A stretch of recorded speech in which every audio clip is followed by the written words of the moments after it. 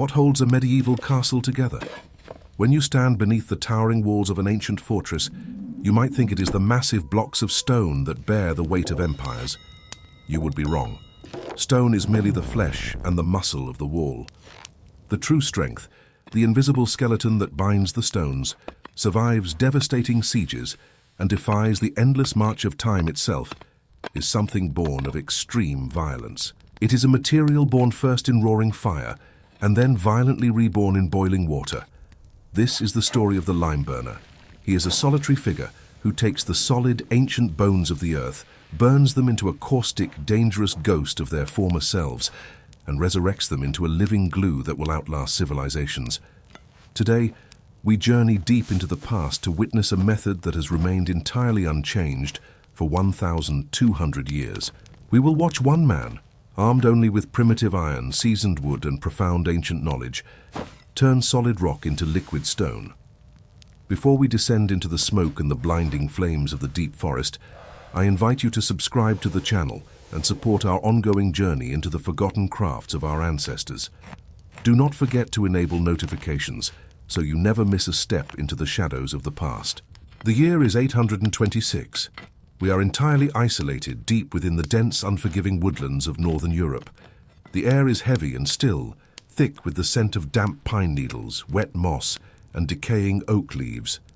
Here, far from the rising stone walls of kings, emperors, and powerful bishops, a solitary artisan begins his exhaustive, back-breaking labor. He is the lime burner. He is not a builder. He is not a mason. Yet without him, the greatest architects of the age cannot lay a single solitary stone. He is a master of the natural elements. He understands the secret, violent language of geology and fire.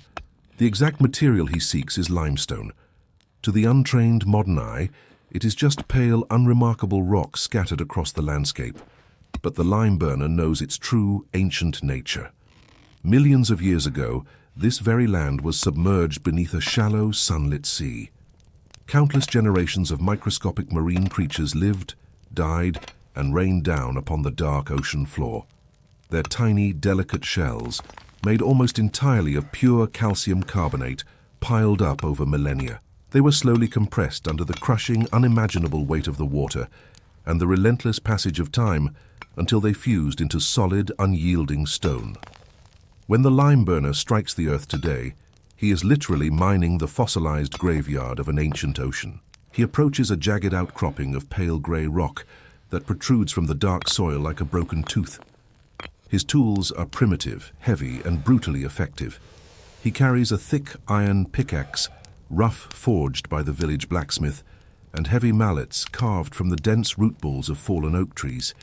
He raises the heavy iron pickaxe and swings it with his entire body.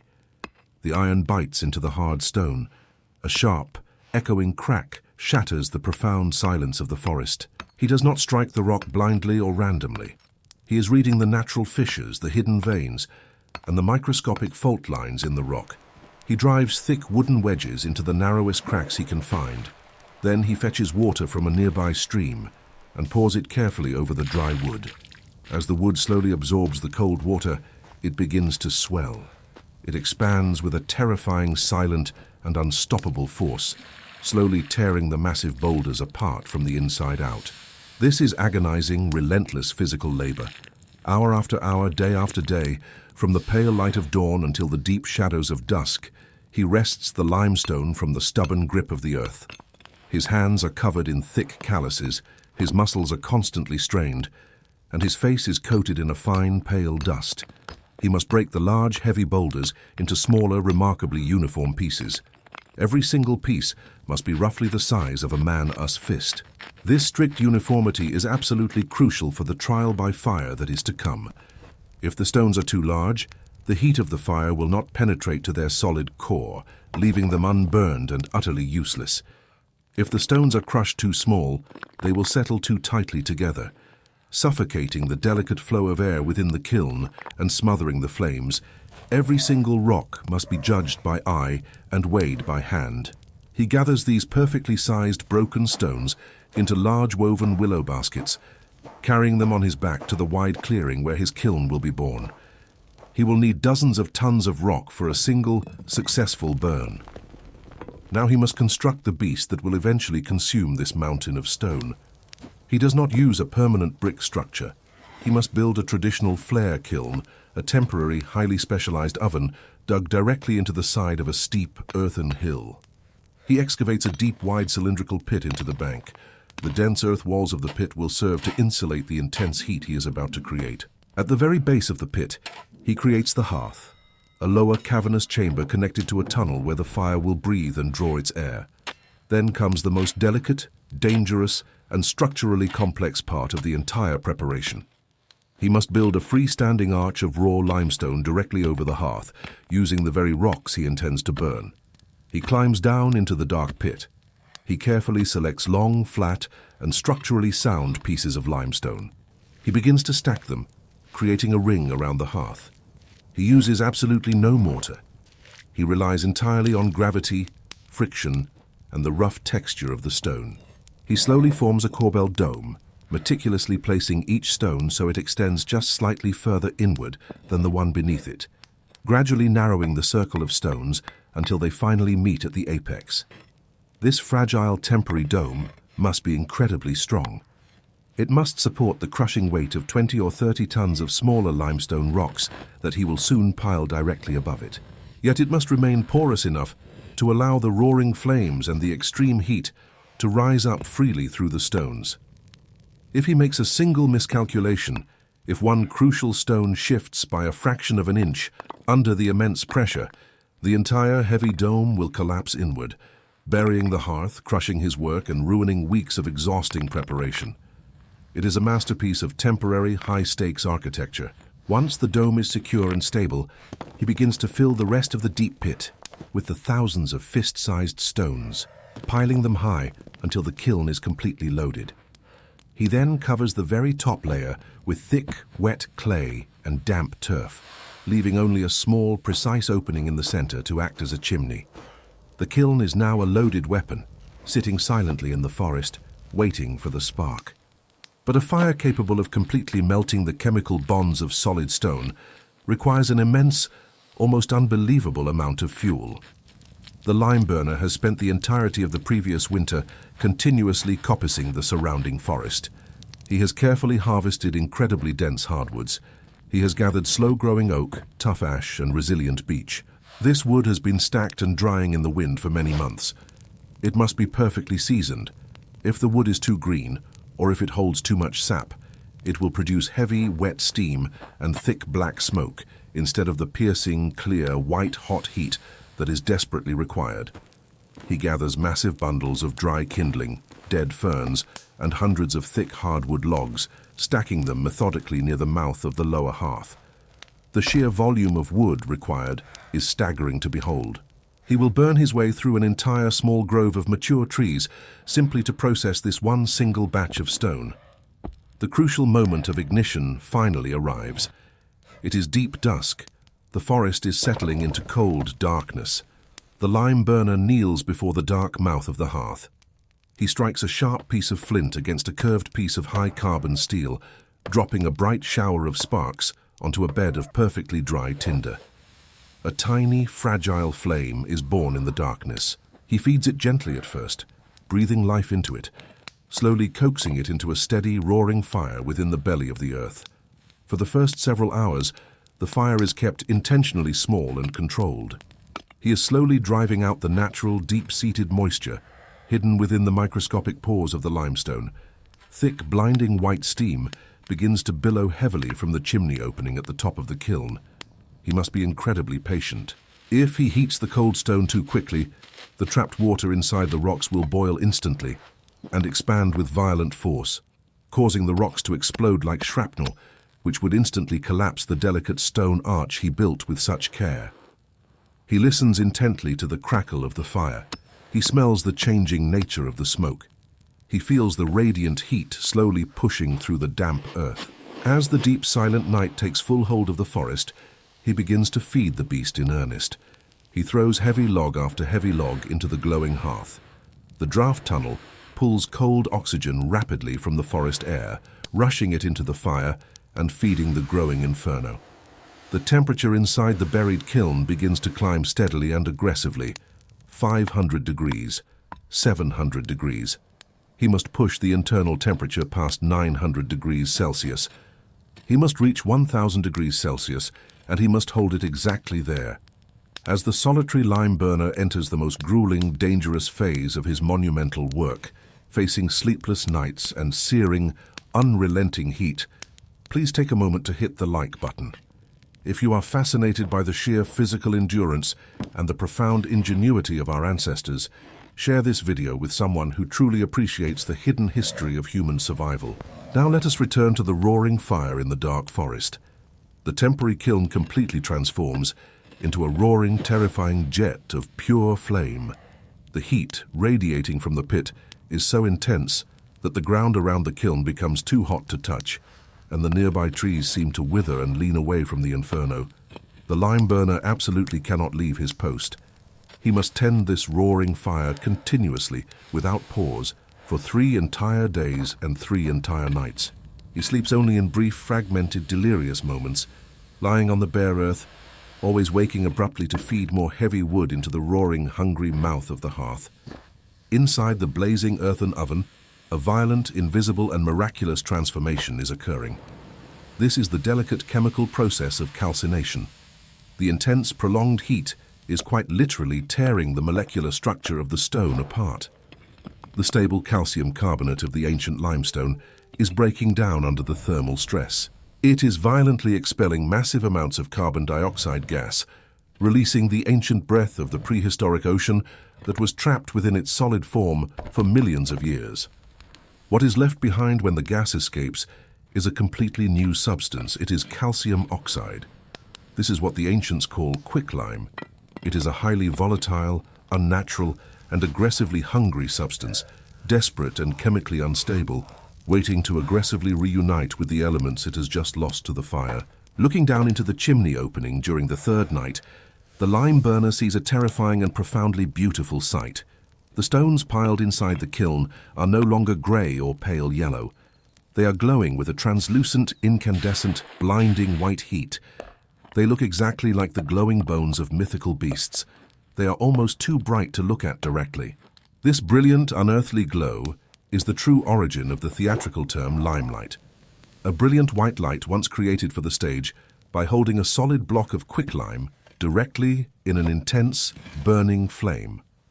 After 72 hours of constant, agonizing firing, the exhausted lime burner finally stops adding wood to the hearth. He carefully seals the draft hole with thick, wet earth to completely cut off the supply of oxygen, preventing the sudden rush of cold air from violently shattering the superheated stones. He steps back from the pit, his face completely blackened with thick wood soot, his hands blistered, his eyes red and heavy with profound exhaustion. He must now wait patiently for the massive kiln to cool down. This process of losing heat takes several more days of anxious waiting. When he finally breaches the top of the kiln and removes the layer of baked clay, the visible change in the rock is absolutely astonishing. The stones look to be exactly the same shape and size as when they first went into the fire, but they are dramatically, fundamentally different. They are now blindingly, unnaturally white. They are incredibly porous and strangely light, having lost nearly half of their total physical weight in the intense fire. When he knocks 2 pieces together, they do not sound like heavy rock. They ring clearly, sounding like hollow, fragile ceramics. This pale, ghostly rock is quicklime. It is undoubtedly one of the most dangerous, unstable materials in the entire pre-industrial world. It is highly, aggressively caustic. If the sweating lime burner simply touches a piece of quicklime with his bare hands, the natural moisture on his skin will instantly react with the hungry stone, causing severe agonizing chemical burns that eat into the flesh. If a sudden, stray gust of wind blows the fine, powdery white dust into his unprotected eyes, the moisture of his tears will boil, and he could be blinded permanently in a matter of seconds. He handles the fragile stones with extreme caution and deep respect, using long wooden tongs and thick, heavy leather gloves, carefully transferring the white rocks into completely dry, heavy wooden barrels. He must keep them absolutely dry.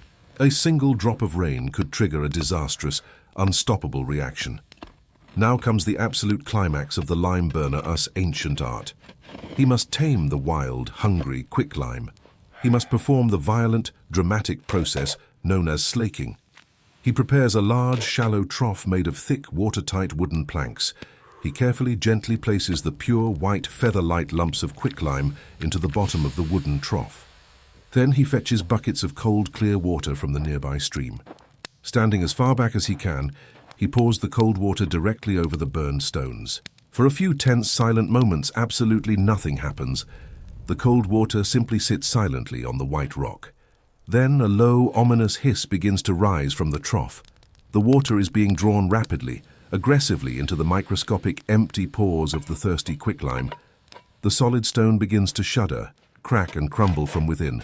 The low hiss rapidly grows into a deafening, terrifying roar. The water literally begins to boil aggressively, violently bubbling and churning, but not from any fire beneath the trough. The water is boiling purely from the immense, shocking heat generated by the chemical reaction itself. The quicklime is aggressively, violently pulling the water molecules into its own structure. Thick, blinding, choking white steam erupts forcefully from the trough, filling the forest air. The lime burner must step far back, tightly covering his face and mouth with a thick cloth to avoid inhaling the caustic, burning vapors. The stones spit, pop, and violently fracture into 1,000 pieces. It looks exactly as though the solid rock is melting and tearing itself apart from the inside out. The temperature inside the wooden trough far exceeds the boiling point of water. It is a truly terrifying, awe-inspiring display of raw elemental power. The unstable calcium oxide is aggressively drinking the water, transforming itself entirely into calcium hydroxide. As the violent boiling reaction finally begins to subside and the thick steam clears, the water and the completely disintegrated stone have merged to form a thick, heavy, brilliant white liquid. It looks exactly like thick, heavy cream or pure, wet, white clay. This beautiful substance is slaked lime. This is traditional lime putty. The lime burner takes a long, heavy wooden hoe and carefully, methodically stirs the still boiling mixture, ensuring every single microscopic particle of quicklime is completely dissolved and saturated. Any unslaked dry lumps left hidden in the thick mixture could slowly absorb moisture and violently explode weeks or months later, completely ruining the final mortar and blowing holes in the finished masonry walls. He then scoops this rich, incredibly smooth white putty out of the trough and transfers it into deep, dark pits, dug directly into the cold earth, lining the walls of the pits with thick, damp wooden boards. He carefully covers the top layer of the white putty with a thin, protective layer of pure water to prevent the lime from reacting prematurely with the surrounding air.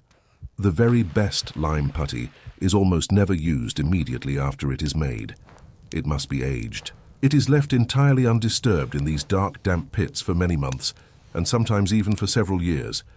The ancient master builders of Rome strictly insisted that their lime putty must age in the dark for a minimum of 3 entire years before it was deemed fit to be used in their grand imperial monuments.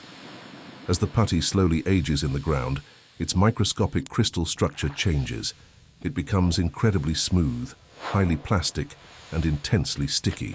When the time finally arrives to construct a building, the lime burner or the master mason he supplies will carefully mix this perfectly aged, brilliant white lime putty with large amounts of coarse, sharp sand dug from a riverbed.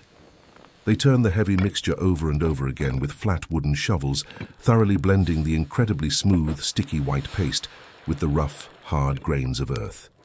This careful, heavy blending creates the final, usable lime mortar. The master mason takes this soft, highly workable, pale mortar and spreads it generously between the massive, heavy blocks of carved stone to build a soaring cathedral, a towering fortress wall, or a humble village hearth. But the true, deep magic of the lime burner is not yet finished. In fact, it is just beginning its final miraculous act. As the wet mortar sits quietly between the heavy stones, fully exposed to the open air, it slowly begins to dry. But it does not simply dry out like ordinary wet mud or clay. It actively breathes. The calcium hydroxide within the mortar begins to eagerly absorb carbon dioxide gas directly from the surrounding atmosphere. It is slowly, patiently taking back the very same gas that the extreme heat of the forest kiln violently drove out of it many months earlier. Over the passing years, through decades of rain and across centuries of changing seasons, the soft mortar slowly, fundamentally turns back into pure calcium carbonate. It quite literally turns back into solid limestone. The lime burner has taken a solid rock, used intense fire to violently tear its molecules apart, used boiling water to melt it down into a soft paste, and then allowed the invisible air to slowly freeze it back into solid, unbreakable stone. Traditional lime mortar possesses a miraculous quality. It actually heals its own microscopic cracks as it ages, continuously absorbing carbon dioxide from the wind, becoming progressively harder, denser, and fundamentally stronger with every single passing century. This is precisely why the ancient towering aqueducts of the Roman Empire and the massive, impenetrable medieval castles of Europe still stand proudly today. Their heavy stones are bound not by rigid, brittle glue, but by a living, breathing stone, a profound material that actively, constantly resists the relentless decay of time. This solitary, exhausted man in the dark forest, his clothes coated in stark white dust and grey wood ash, is not just making a simple building material. He is actively manipulating the deep, ancient geological cycles of the planet itself. He is a true, practical alchemist of the natural world, a master who commands the powers of earth, fire, water, and air to build the very foundation of human history. The fast modern world relies almost entirely on rigid, brittle concrete that easily cracks and inevitably crumbles into dust within a few short generations. But the ancient world, the world that built monuments meant to last until the end of time, relied entirely on the extreme patience, the constant physical danger, and the profound, hard-won wisdom of the solitary lime burner, whose invisible creations only grow stronger as the centuries pass. If you value this deep, immersive dive into the forgotten, vital skills that built our history, please subscribe to the channel and join our community. Leave a comment below telling us what ancient, forgotten craft you want to see explored next. Thank you for walking deep into the past with us.